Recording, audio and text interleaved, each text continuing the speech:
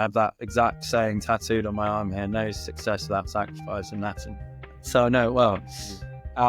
And it's something I look at daily, and I say, to get where we want to get to and the heights we're trying to achieve and the ambitions we have, there's 100% going to be sacrificing, quite steep sacrifices along the way. And I think they come in so many different forms. But this week's Millennial Masters are Sam Holmes and Harvey Armstrong, the duo behind Prime Time, a beer brand that's changing the game with its healthier, more inclusive take on everyone's favorite brew. You might know them from Made in Chelsea and social media, where they brought their entrepreneurial story to life, capturing the ups and downs of launching a business. Being real not only earned them a loyal fan base, but also helped them raise over £1 million through crowdfunding, transforming fans into investors. In this episode, we'll find out their unexpected beginnings and how a shared 24-pack of beers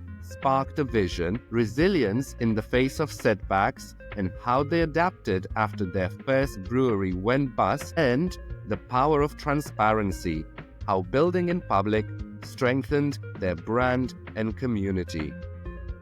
This episode is brought to you by Offwork. Gym memberships, gift cards, free coffee, and Pizza Fridays. Well, these staff perks just don't cut it anymore. That's why Offwork gives your team something they already love: travel. They can book their own flights, pick their own hotels, and plan the perfect getaway, all with the travel fund you set up for them. It's super easy. Just set the contributions and Offwork handles the rest. Better time off means less burnout, more motivation, and happier employees. Give your team a perk they'll actually love. Check out Offwork today on offwork.com. Millennial Masters is proudly sponsored by Jolt, the UK's top web hosting service. Whether you're launching a WordPress site or scaling up a custom app, every great project needs a reliable home. That's why Jolt has hosting plans starting at just £3.95 a month, with unbeatable deals on domain registrations too. Why Jolt? It's a no-brainer. There's no waiting around, with support within 30 seconds on live chat. Your site stays live no matter what, with over 99.99% network uptime, and you can also pay with Bitcoin or American Express, so you can rack up those points too. How good is that? Sign up today and enjoy your first 3 months free. Head to jolt.co.uk to get started. Sam, Harvey, welcome to Millennial Masters. So, before social media and before reality shows, you two met on a train with a 24-pack of beers.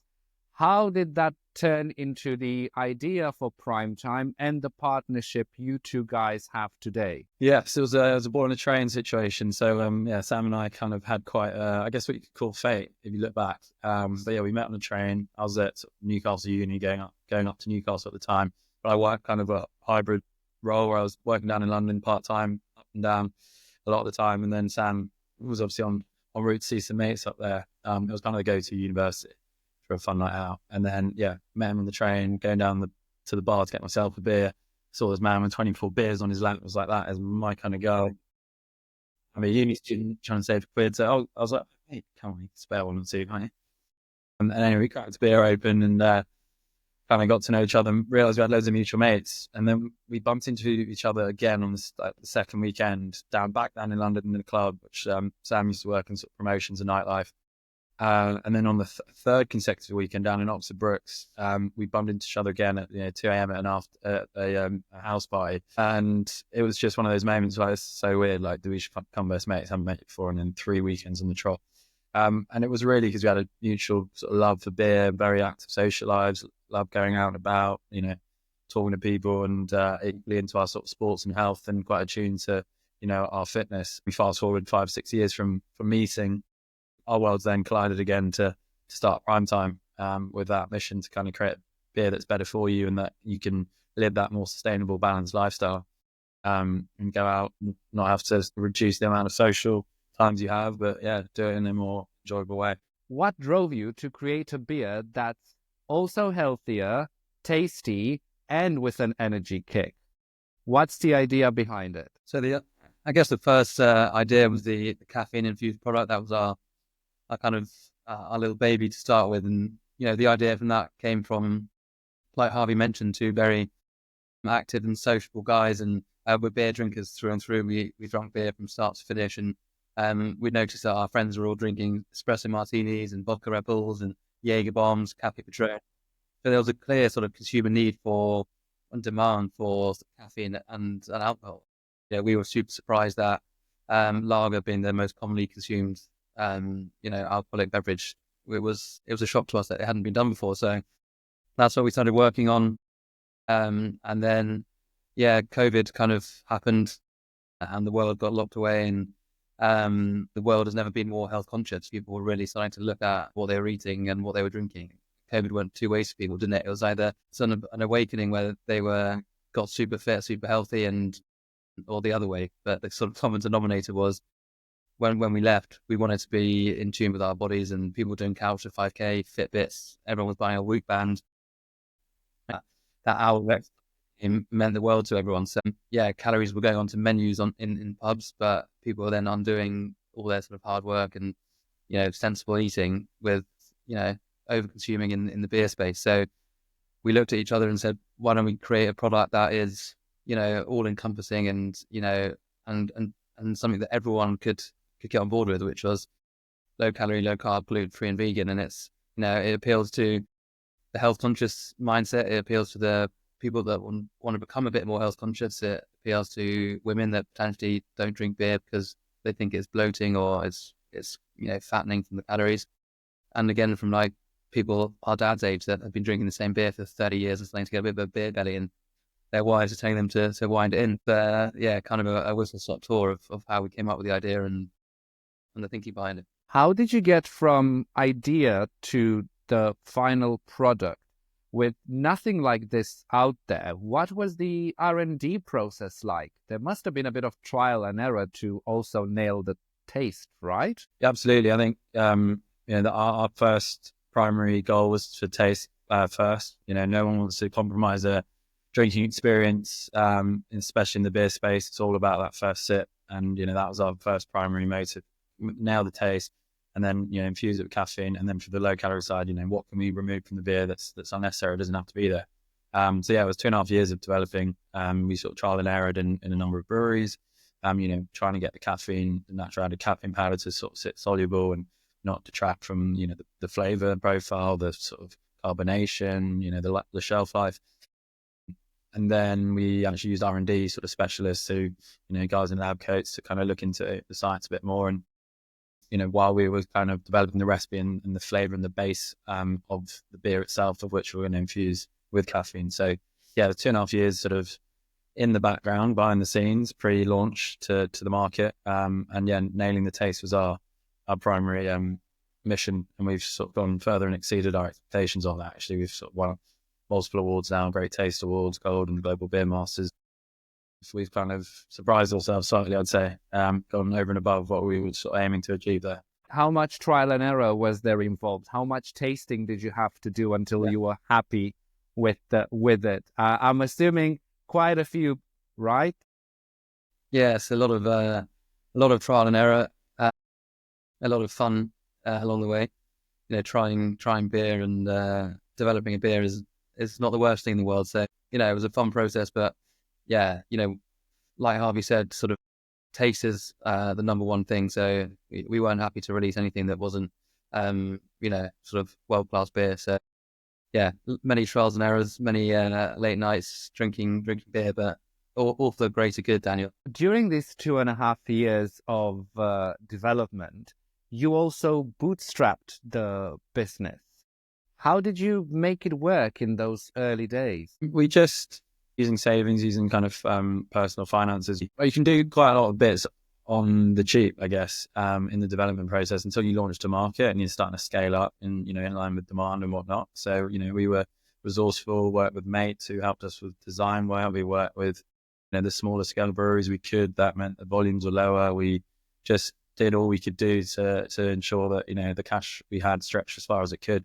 And the cash wasn't a lot. So, it was just being resourceful, putting the hours in instead of hiring people to put the hours in for you, and, working with the right partners, I guess, to get things to, a marketable, sellable state, which we look back on now, and it's so different to what the can and the product, actually the same liquid, but the can and just everything around the brand has just completely evolved in such an exciting way.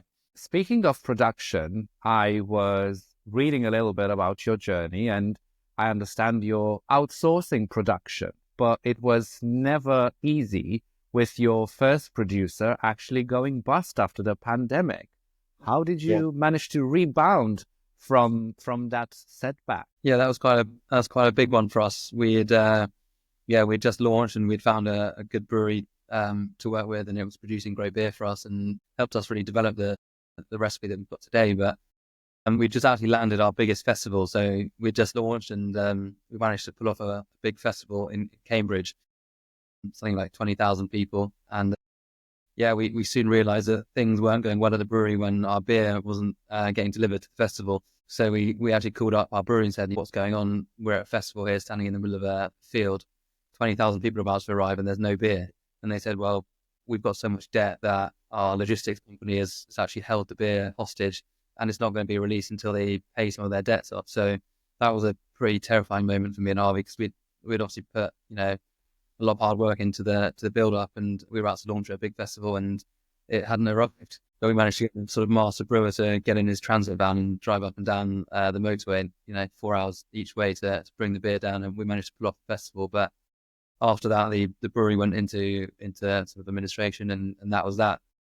So we had to, bounce back quite quickly. We had picked up traction at the time, so we were already selling into pubs and bars in London, and obviously a festival. So it hindered us for, a few months while we went searching for another brewery. But, we've now got 2 up and running and about to open up a third. So we've got sort of insurance policies running at any one time, just so stuff like this doesn't happen again. But I think the bigger we've got, we're now working with some of the best breweries in the UK that are very well known and produce a lot of volume. So it's not the biggest risk for us now, but we've always got these backup plans just in case it happens again. So that was an important lesson and learning from that process. So now you're continuing to outsource production, which I'm assuming is helping you scale much quicker. How has this model worked for you, and what did you learn from these challenges early on that you can share with other entrepreneurs in this space? Yeah, I think there's pros and cons to the model. It's the easiest way to get going, given it's sort of less capital expenditure needed to invest in your own facilities and equipment. So it allowed us to bootstrap the business from the beginning and launch it in the budget that we had. It does, though, mean you're at the kind of mercy of the supply chain side, which we found out the hard way. So it is really key to work with the right partners that you have confidence in. And if you do then get that right, you're in a better position because they are the experts in the brewing space or in your supply side space. They're going to know it better than you are as kind of a brand owner, business builder, which we are, beer lovers, but we're not beer makers. We work with the professionals to create the amazing recipe we have. So you've got that outsourced knowledge that you can lean on. And you can get the scale through that contract brewing model and the contract supply model, across other industries where you can just take your IP, your recipe, and then be able to build it elsewhere and grow and keep up the demand that we're seeing and that another entrepreneur might see. But as going back again, 100% would use the same model. I think as we scale and we grow to a bit more of a mature stage company, we'll look to bring part production in house and develop a bit of a kind of home for the brand. But for now, it's the way to go for sure. I wanted to ask you about your fundraising journey. You first bootstrapped for 2.5 years to start with, and then you went on a fundraising journey, something that is super tricky for a lot of entrepreneurs and businesses, especially in the post-pandemic climate, and especially in a rather crowded market dominated by giants in which you operate as well. How did you find that process? You recently crowdfunded just over £1 million, right? Exactly. Yeah. So start from the beginning. The financing journey has been a long road, but so first we raised from a very strategic partner as a big sort of whiskey business. So has got kind of great experience within the booze space and big operation, about 60 staff. So the reason we went with him and that team was that they've got on-hand experience and also full developed HR teams, finance teams, etc. that we could lean on. So it was the right move for us at the time to go with those guys and lean on their sort of infrastructure as we were growing. And I guess what me and Harvey sort of brought to the table was a unique product. It was something very new in the market. It was, like you said, it's a very crowded market, the beer market, but we're offering something so new and unique, in the UK at least, with the low calorie, low carb aspects. And also we came with social media firepower.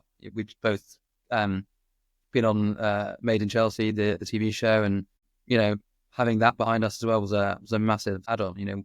We didn't have the budgets to be spending hundreds of thousands on marketing, but what we did have is a TV show that kind of followed our progress and the conception and the growth of the business, which was paying sort of tenfold that in terms of views and eyeballs. So I think it was a very unique proposition at the time, and something that people could get excited by.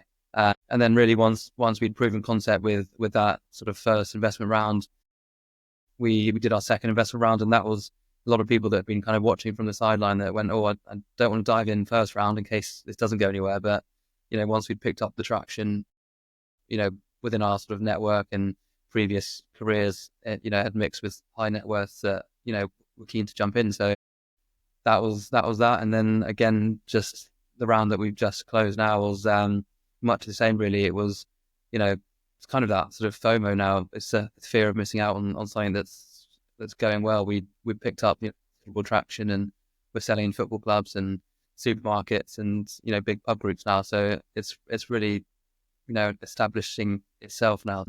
Yeah, it was exciting, and we're a very much culture-based business and community-based business. So that's why the Crowd Cube was the way to go for us, because people had followed our journey on the show and followed it off. And being in London, we're in sort of a tight-knit community of entrepreneurs that we all know what each other are up to. So it was our way to sort of offer out a bit of the business to people that have been following us. So yeah, it was super successful, and we kind of reached our target within a short space of time. And now we've got 130 really devoted investors and lovers of the brand that are going to be going to Waitrose and buying our beers and into the pub. So yeah, it was an important one for us this round to go out to the crowd and bring people in. So you've had investor funding in the first round and then crowdfunding in the second one. What would you say are the key differences between them, and what did you do differently between the two rounds in order to achieve your goals? Again, a lot of entrepreneurs and business people in this space would be interested to know your learnings. Well, I'd start with sort of the main difference being one's very public, one's private.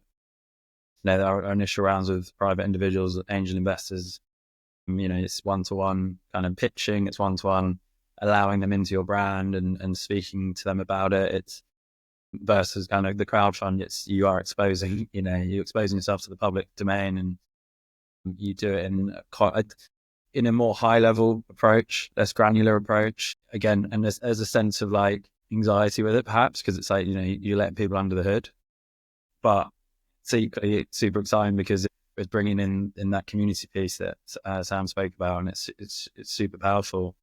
Everyone can share in that journey and share from the successes, hopefully. Yeah, that's the two biggest difference for me. I mean, I think to me is the in terms of the angel investors, these are people that we were sort of strategically picking and aligning that had got various experience within our industry or other entrepreneurs that had been on the same journey. So we were kind of handpicking the right to come on board, and has been amazing for us. We've got a great network of investors and board members that are made up of investors. So that's kind of the strategy play with angel investors, and then the crowd. You never know who's going to chuck in some money. So it's more a wide wide approach. But again, we had to wait for the right time. We had to wait for having the full sort of distribution across Waitrose and across Young's to sort of open it up to that many people to get involved, because then it really makes a difference. There was no point in having a crowdfund when we were only in 10 bars in London, but now we're in hundreds of different points of sale. We can open it up for the masses to get involved. Yeah, I think one last point for those listening to add is the difference is private, it comes a lot cheaper. When you crowdfund it, it's quite a big commercial kind of commission take on it. So it's very much, I guess, seen as a bit of a marketing move as well. Much higher fees in effect. So you'd be best going down private if it's there. Crowdfund's great because you can reach an audience you would have never reached, and you can play the marketing community piece. But yeah, it's a few bits to consider. And for your next round then, having both experiences, have you decided which way are you going to go? I think we can do both. I mean, that's what we did with the last round. We had strategic investors coming on board and also the crowd. So, with a business like ours, it's wise to always keep that, that door open for loyal customers that can come on board in the journey. I mean, you see what Brewdog have done. They've got 200,000 equity pounds or whatever. So it's a proven sort of method and model that seems to work. So I think while we're so hands-on and while we're in the trenches and throwing activations and at festivals, it's great to bring people along. They can see it firsthand and really live and breathe the brand. Speaking of activations and marketing, that's one of your key advantages. You are very involved and pretty much the faces of your own product compared to, say, other beers or products in that space. What was the thinking behind it? Besides, of course, going on a reality show and finding sneaky ways to get your brand on. I guess, yeah. So obviously, speaking about the TV show, that was as a way to seeing proven success of other celebrities and alcohol brands, or celebrities and any brand, sort of consumer-facing brands. We just saw there was a proven model there that worked. So why not try and do it to our scale? Not saying we're any big name celebrities, but to a degree, and use that model to our advantage. So that was obviously a thought. And then I think a lot of people buy into co-founder-led content, co-founder-led brands where you really get a bit of the personality of those co-founders. And Sam and I are two best mates, having a laugh. We liken ourselves to the Step Brothers, to just curly-headed fucks. And we might as well play into that because we're just having a good time doing it. We did it for ourselves to have a beer that we could drink at pubs and bars and have that more sustainable lifestyle. So we're going to be those guys at pubs and bars doing the promotions, the activations, and having the fun times at festivals. And that then, indirectly we become the face of the brand. But it's never been like, let's be the face. It's just it's just us in a bottle or can or keg. It's just what prime time is. So, I think that's the way we've gone with it.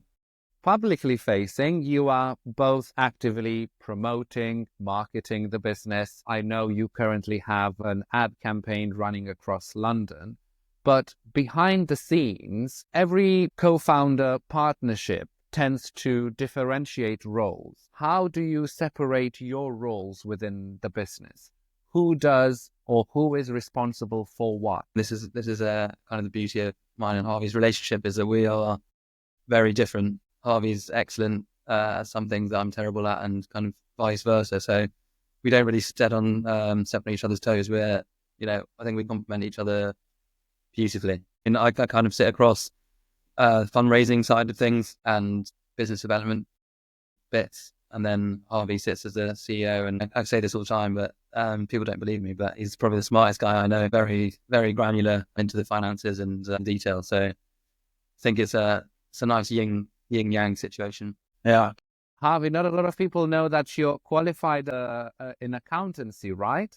And you worked for a big accountancy firm before you started Primetime or went on reality shows. Yeah. I was PwC qualified accountant, did that. That was that kind of course I mentioned at the beginning of this conversation, where I was between Newcastle and London, and how I bumped into Sam. So I've got a lot to thank PwC for, to be honest.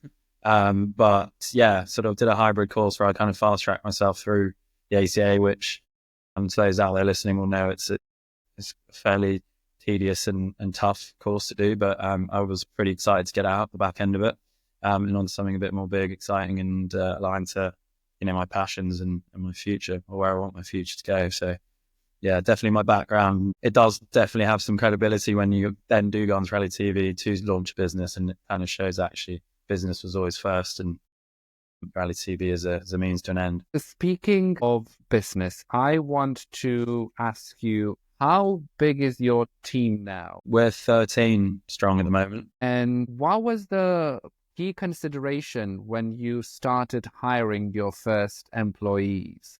What were you looking for in people to join your crew and your mission?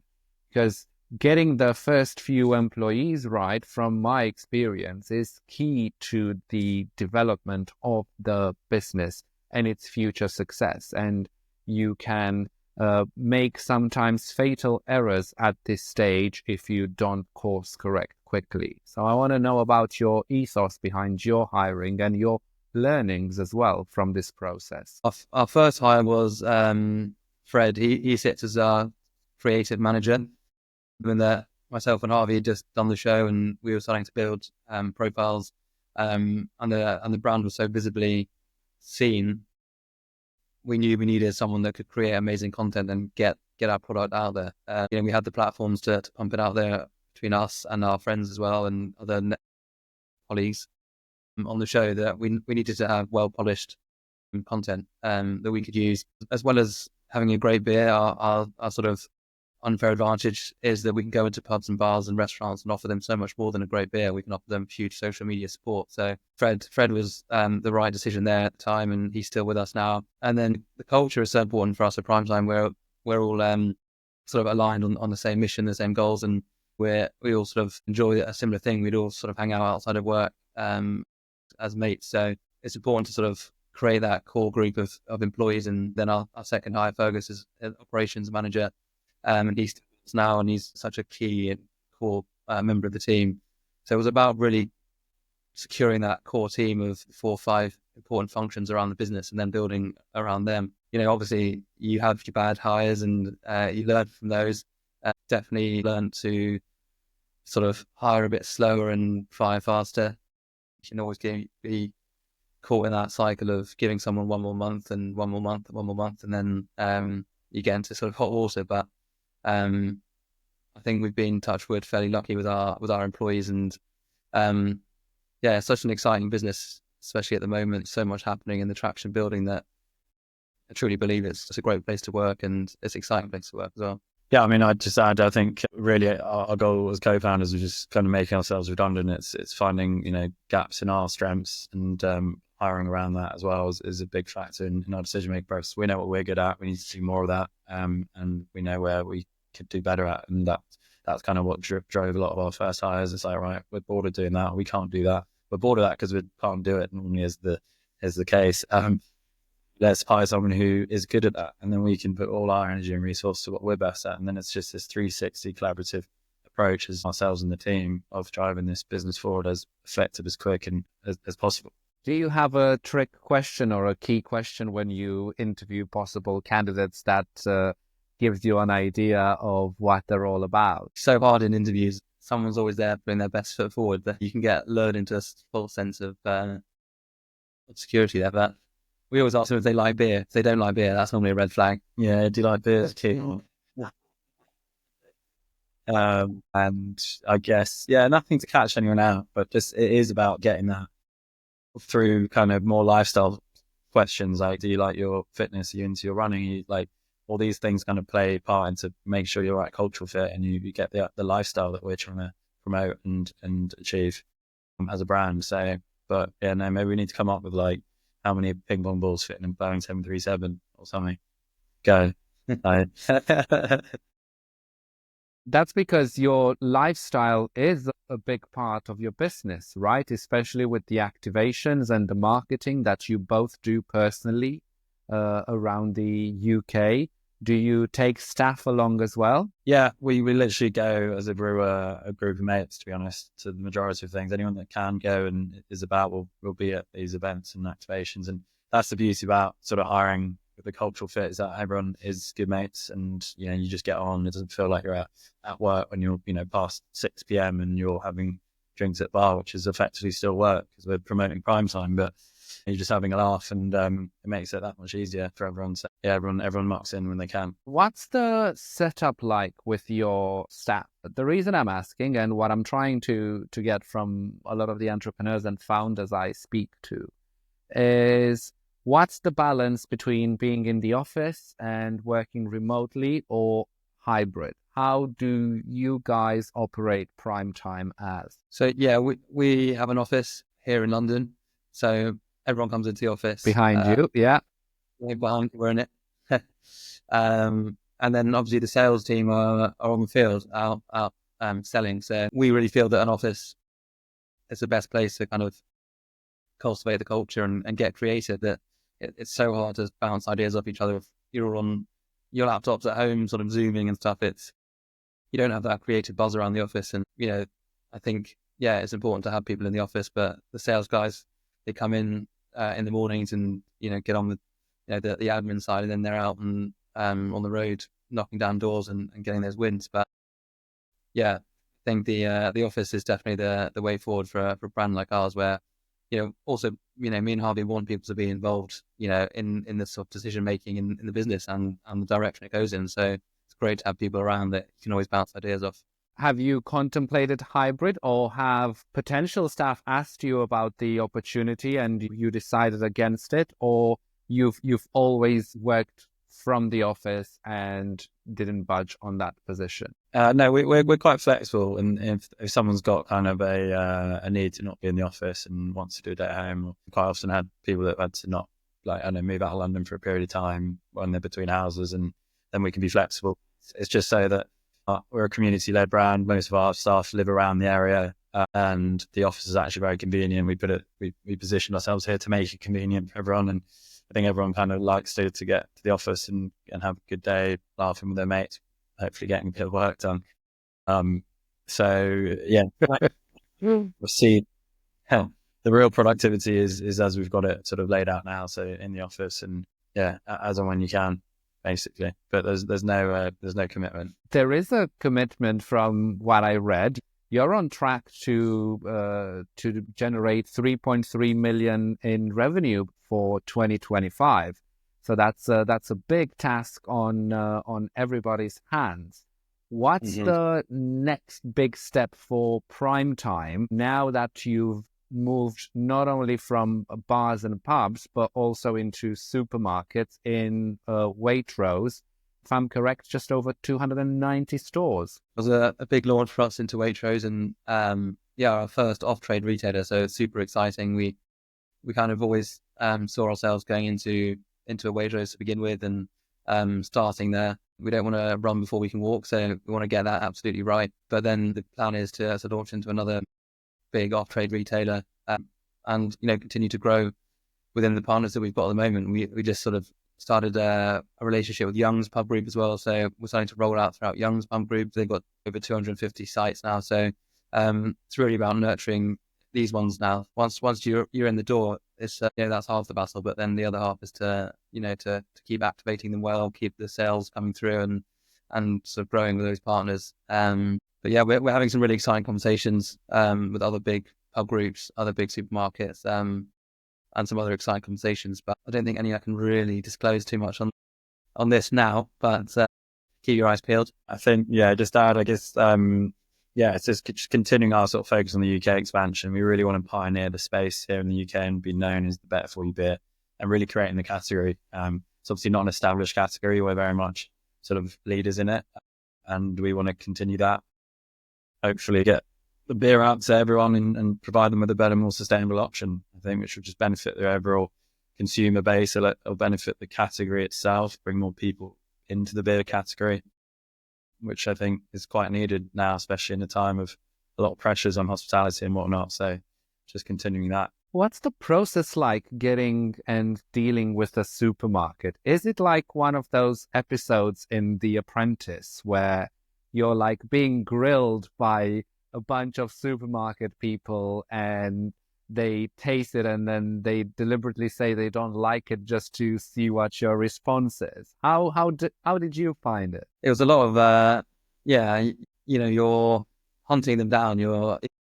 You're knocking on the door and you're emailing, hundreds of, thousands of brands all want to get into these off-trade retailers. So the buyers are being hounded 24/7. So it's about trying to separate yourself from the others. And then, once you secure that meeting, you then get a face-to-face if you're lucky, and you go down there, and that's when you've got to really put your best foot forward and do your best sales pitch and get them to believe in the dream and buy into what you're doing. But I think that the most exciting thing is when a buyer at a off-trade supermarket really gets what you're doing and can see the shift in the movement in the space. It's when you're on something, and that just fires you up even more, because I don't think really anyone knows the category better than them. They're constantly looking at what's evolving, what's coming, what's going, what's popular, what's not. So yeah, it's very intimidating when you get in there. But if you believe in what you're doing in your brand, then kind of you have to leave it in their hands. But yeah, when we went down to Waitrose for that first meeting into the office, it was a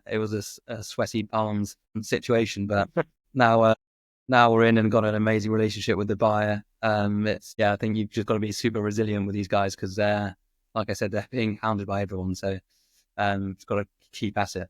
Harvey, you mentioned how you were first to the market, and if I understand correctly, still the only in the market with the USPs you have. Has anybody looked at copying you or your product idea? Or if they do, there's been some high-profile debate, especially on social media, when certain budget supermarkets came up with their own range of beers copying somebody else. How are you tackling imitators? Yeah, no, I think just to clarify, there were sort of people before us doing low-calorie beer in the UK, and then there are now sort of people behind us. So there is competition in the market for sure. We're just hitting it harder and getting that traction. But it's something Sam always says it best, but we'd be in the wrong business if we didn't have competition. All it does is make us refocus and get more tunnel vision and go, right, let's just stay in our lane, do what we're doing right now, and not become complacent that we think we're going to be in this industry on our own, or in this category on our own. We're not. So we just have to level up each time, and just keep, offering the amazing product we have, and keep sort of evolving the brand to be better and better every day. And that's really the only thing we can do. So all that's in our control. But I think, there's huge positives to take from competition in that they help this big consumer education piece, which we're doing a lot of our resource and efforts go towards, to tell people, oh, hey, look, there's a low-calorie beer. It tastes just as good, but it's not as bad for you. Like, that can be done by other competitor brands, and then we can all share in the development of that category itself. So I think it's actually quite an exciting thing to see. So how does it feel to create your own category in what is a crowded market with some really, really huge players? What are your learnings from that so far? There's bullies out there, is the learning. We're going against some global companies which hold the majority of the market. I'd say 80% of the market is just the global giants, and it comes with so many hurdles, like exclusivity blocks. There's pubs and bars that want you, but they can't have you because the big guys have already paid to be there. And so I guess we've just learned to be patient, work with independent partners. You kind of have that grow together culture where it's like we can help each other here, and kind of slowly kind of prove ourselves and then scale up appropriately and when our time is right. And I think, it's easy to sort of get ill placed and just want to hit the turbos from day one, but it's I don't know other industries enough, but I'm sure most industries play in that same kind of dynamic where you've got big players that are just going to not want small players to come in and take market share. So I've learned just to be patient and work with the right partners, and then grow, and then the big guys will start to move aside or listen, I guess. Certainly from my experience, there are also bullies in other industries which also try to keep newcomers at bay. 100%. Flattering, I guess.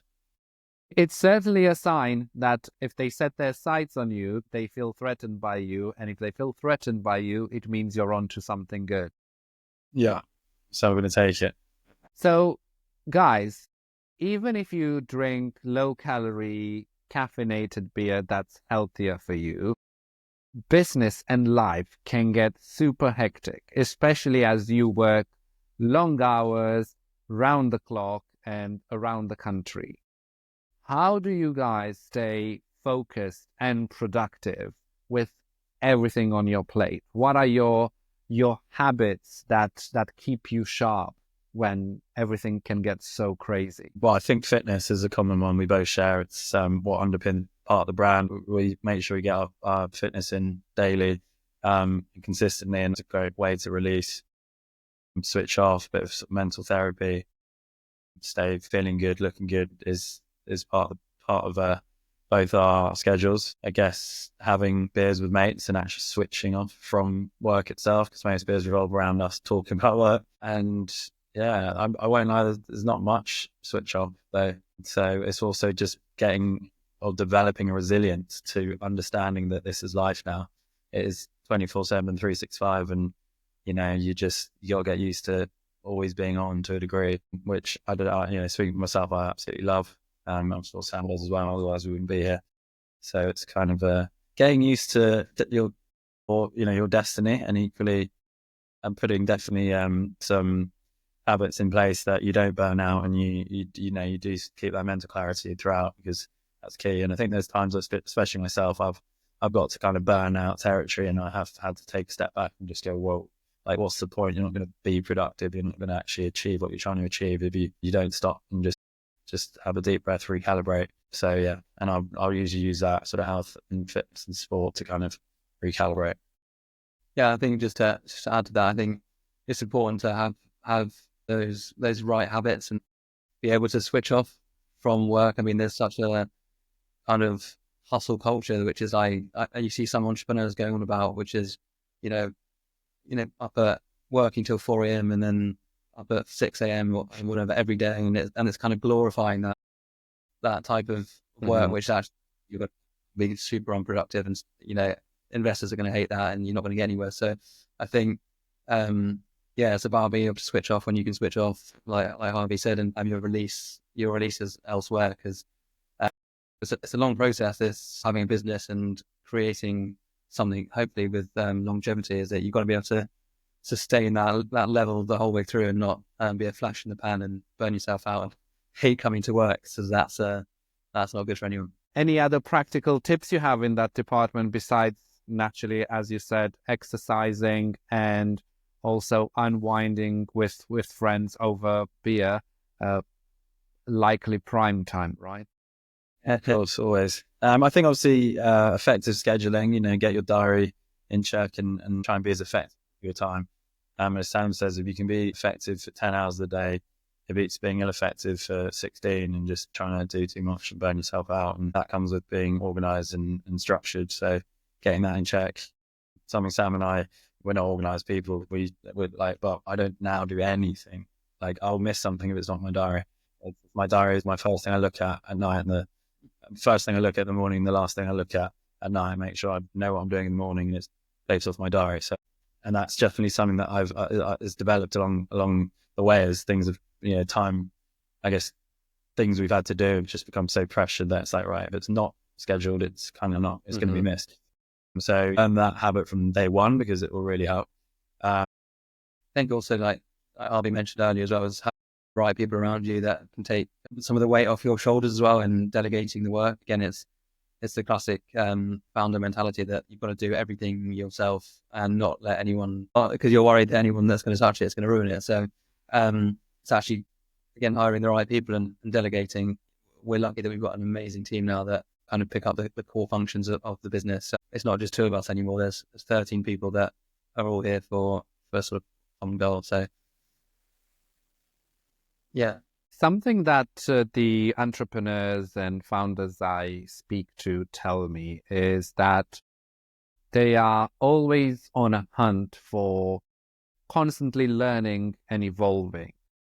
And they typically either do do it through books, YouTube videos, or podcasts like this one. What sort of business books or podcasts or resources have really inspired you on your business journey? I'm a podcast guy. I like to listen to podcasts as I run, but I'm also reading a book at the moment called Stratospheric CEOs, which is a great book. Actually got sent it from a CEO that's featured in the book, whose family sort of connection. One of my best friends from school basically married his daughter, so got to meet Lance. But yeah, I think I love meeting sort of these real world sort of heroes. I mean, I've met now Jasper, the founder of Camden Hells, a few times, and listening from the man himself, and that's kind of what really gets me going. And like I mentioned earlier, we're surrounded by great investors that have done this before. So yeah, it's really meeting them for coffees and beers and hearing their journey and always asking for advice. Yeah, I think you can listen to as many podcasts and books as you want, but I always find it best to actually be there and ask questions and get that sort of real world advice from people that have done it before. Yeah, I mean, I laughed at the beginning of that question because I'm just so dyslexic that reading's not massively my thing. So I'm not one for massive book reading, but I tend to just keep up kind of the industry news and whatnot through like the Grocer and Morning Advertiser, and just understand what's going on in the industry and kind of learn, as Sam said, from what others are doing and other founders and CEOs and seeing. I guess I love reading about case studies, what Red Bull did, what Brewdog did, what others did to get to where they've got to. Early books or podcasts, they're shorter kind of snippets. And so that's kind of where I've been directing my reading and I guess educational piece too at this time. But yeah, I'm quite conscious of probably reading a few big length books just probably to get my reading ability up, if anything. Audio, yeah, I guess there's audio. Maybe an audio book. But you both guys touched on something else as part of this question, which is surrounding yourself with like-minded people who also inspire you and help you grow. What do you find is the best way of doing that? I think naturally we've come in front of big sort of accomplished founders and CEOs and entrepreneurs in our journey as we've kind of grown as more credible businessmen ourselves. So it kind of naturally will happen if you're on that journey. Otherwise, there are kind of like founder sort of networks and networking events that we have gone to as well, which are hugely useful for developing that network. Even going to talk panels and not necessarily the network itself, but listening to people speak firsthand about what they've achieved. And then I think YouTube and all that is such just a library of information there that you can tap into. Yeah, I think founders and businessmen, it's so easy to get to someone now via sort of LinkedIn, or there's always 6 degrees of separation, or like Harvey said, YouTube and whatnot. But yeah, I think just trying to level up from those around you is the key. And attending entrepreneur events, attending founders events where there's like Harvey said, panel talks, which is great. We've gone to a fair few of those along the way and met some great people. Now, something that I like to ask everybody at the end, and I know it from my personal experience as well, is that there's no success without sacrifice. So with that in mind, what's the biggest sacrifice you had to make to build Primetime and be where you are today? So I'm going to start with that. So funny, I have that exact saying tattooed on my arm here: no success without sacrifice, in Latin. So I know it well. And it's something I look at daily, and I say, it's definitely, to get where we want to get to and the heights we're trying to achieve and the ambitions we have, there's 100% going to be sacrifice, and quite steep sacrifices along the way. And I think they come in so many different forms, but obvious ones are your social life. Ours is probably the fact that our beer and business revolves around the social side. We probably not that exposed to it as much as other businessmen will be, because our business brings us into the social space, but it's normally for business reasons. It's actually going out and just switching off and enjoying, like we said, is so important. It depends which sort of mode. Like definitely my connecting to female stuff, which is, relationships and whatnot, it can be hindered. And I guess any hobbies, like I used to play rugby at a very high standard, and I loved it, and I haven't had the time and commitment to be able to continue that, which is always a shame. And I'm only getting older, so I think I'm, can't strap my boots back on anymore. I've kind of missed those days. So I think, there's a big financial sacrifice as well. You're putting everything on the line for something you believe in, and your friends at the similar sort of age are in stable careers and making a good amount of money. So there's always that sacrifice that you're sort of earning the bare minimum to get by, in the hope that there's a bigger financial reward at the end. But that sometimes means you can't keep up with doing the nice things that your friends are doing, or the nice meals and whatnot, nice cars. But I think that just comes with the territory. We believe in what we're doing, and we're willing to make that sacrifice now. But yeah, I think time, you're sacrificing a lot of time with family as well, family and friends. Can't always go and see your family whenever you want and all the time, because you're busy sort of growing your dream. So I think that's probably the biggest ones for me. It's worth it though. I don't want to throw you off with all those sacrifices. It's definitely worth it. Looking ahead, I wanna go onto an optimistic note. You've mentioned owning your own facility in the future, and also a long-term vision with new products for prime time.